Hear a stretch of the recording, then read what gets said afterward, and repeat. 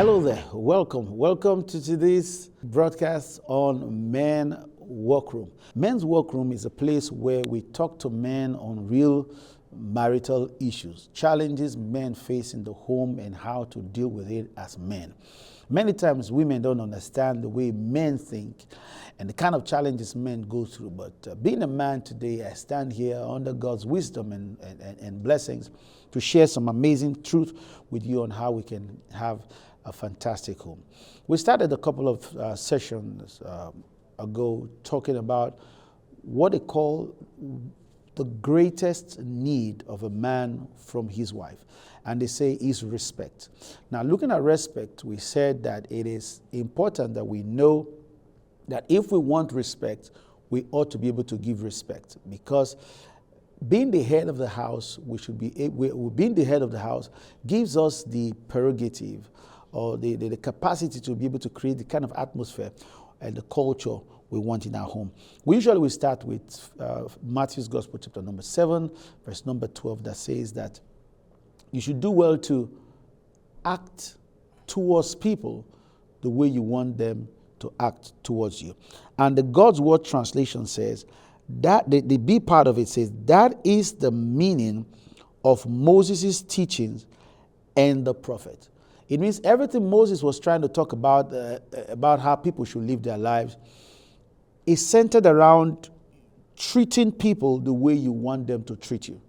This is very, very important. So if we want respect, I've heard many men say, my wife doesn't respect me. The question I usually like to ask the men is, how much do you respect your wife? Because respect begat respect. So today we're going to be looking at the third strategy to keep an atmosphere of respect in the home, and that is lead your home.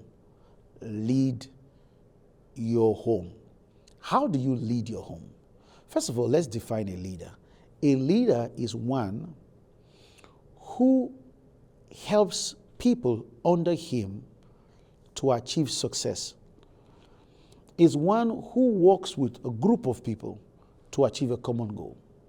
In another light, it can be defined as somebody who influences others to achieve a common goal or great success.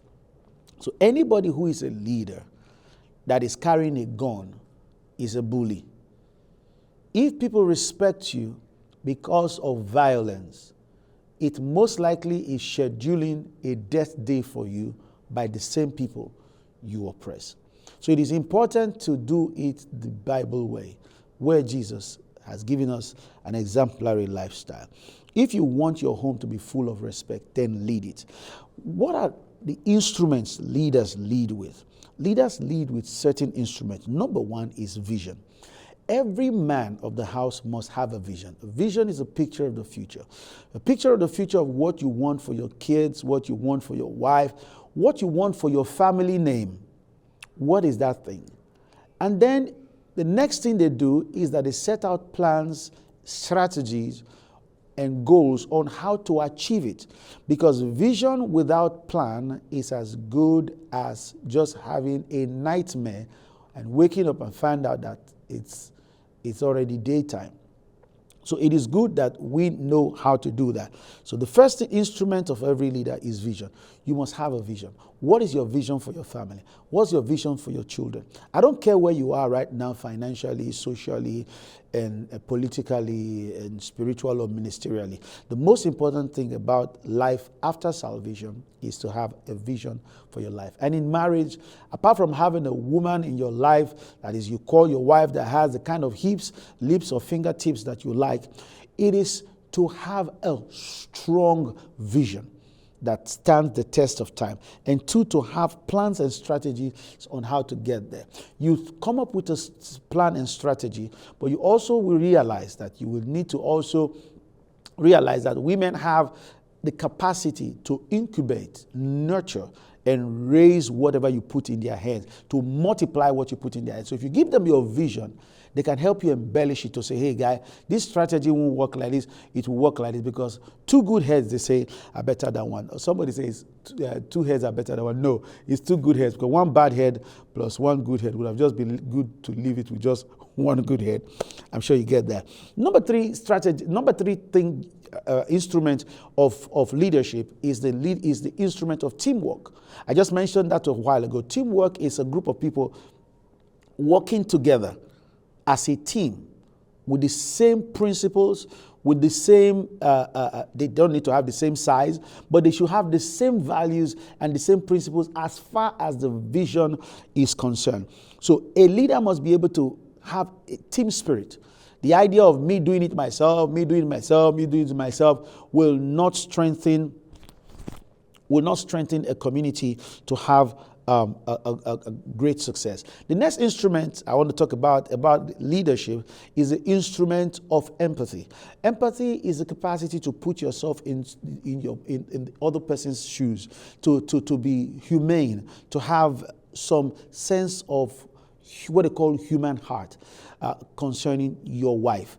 You should have empathy towards your wife. I usually tell people that if I am to judge you by my strength, I will be unjust. If you're to judge me by your strength, you will be unjust. So we should find a way where we empathize. That is where we come to the place of compromise, because marriage only works by compromise. If respect is going to be in the house, there's going to be empathy. Just like a man who goes out and the wife doesn't work and they have 2 kids in the house, a boy and a girl, and they tell you, and he comes home and says, what have you been doing since morning? Me, I've been walking outside. All you just do is sit in this house and take care of these children and eat. That's a big insult. I told the couple one time, would you like to swap roles? So the woman goes to work while you take care of the kids. So one day, there's a couple, they stayed at home, and the wife needed to go do something. So that day, the man, I think it was a weekend or so, the man just was trying to take care of these children. Just in a few minutes, he was calling the wife, are you not coming back? When are you coming back? Are you not coming back so soon? When the woman came back, the man just humbled himself and told the woman, you see, you've been doing an amazing work. I almost ran mad. How do you cope with these children? Being with them from morning till evening. I can't do it. I can't do it. Please, let me just be supporting you any way I can. But in fact, I will just run and leave this house. So we have to empathize, see the stress people go through, see the crisis they go through, and then putting ourselves in their shoes. That no matter how much they are misbehaving, we'll be able to come to the place of compromise. We're able to assist to make them have a better life. The next instrument of leadership is integrity. Integrity talks about being integral. It means being one. Being one is being unmasked. It's being unmasked. It's being a truthful person, one who we can hang on. When you say yes, we can rely on it. In a simple term, like the teachings of Jesus, let your yea be yea and your nay be nay.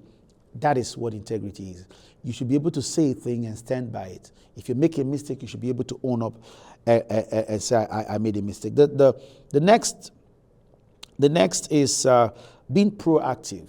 Being proactive is being able to reason out, in a nutshell, is being able to reason out what is needed ahead of time. Oh, it's just like a funny story of a man who saw a rat. They saw a rat in their house in the night, and the man jumped out from the couch where he was sitting down in the house and jumped on the center table and was shouting, telling the wife, Agnes, kill it, Agnes. Kill it. The wife said, are you not the man? Come and kill it. He said, no, Agnes, kill it. That is somebody who is giving his role of being the man with the fist, with the muscle, with the tough muscles to be able to kill rats, now running for the wife to do that. If you know you are scared of rats, then keep the rats away. Do things that keeps the rat away. That's proactiveness. Not that when the damage has been done, you begin to run helter-skelter, thinking of what to do, and then the family is stranded. The next, I'm going to talk of 2 more for this episode, and that is having positive attitude. Some people are just so negative. Once life pushes them a little, just give them a little stress, they enter the negative highway, and they just stay there, build a castle there, and organize pity party. That's a very, very wrong direction to take in life. Because life will beat everybody down. We try to beat everybody down. Life will try to beat everybody down to see who amongst them have the courage to stand up and rise again. Because life doesn't give you what you deserve. It always respects you for what you demand. And if you have boldness to pass through the crucibles in the times of asking, you will come out shining as pure gold at the other end. You have to be positive. To make it in life, you have to have a mental positive attitude towards life, that no matter how much life beats you, you'll be ready to give life the greatest punch, that by the time you leave this world, after succeeding, this world will salute your days of being here. Lastly, encouraging. Every leader has to be encouraging. To be able to motivate, to be able to inspire, you have to be encouraging. Don't break when they break. Don't cry when they cry. Have your own crying session, but don't cry when they cry. Because if everybody's crying, nobody consoles anybody. Sometimes staff, people in an office could make mistakes, but you as a leader, you should always find a way to help them get up because the job must be done. All right, today we've been able to communicate some very, very fantastic ideas, and they are being listed right now on the screen. Look at them and take your pen and write down 3 things you're going to do differently as a leader in your house, as the leader of your home. Who is the man? 3 things you're going to do that will help that will stir up respect in the home from the perspective of you giving leadership to the home. I'll see you in the next episode. I hope I was able to help. Don't forget, my name is Victor Atenaga. I'm your partner in helping you achieve a successful home. I'll see you.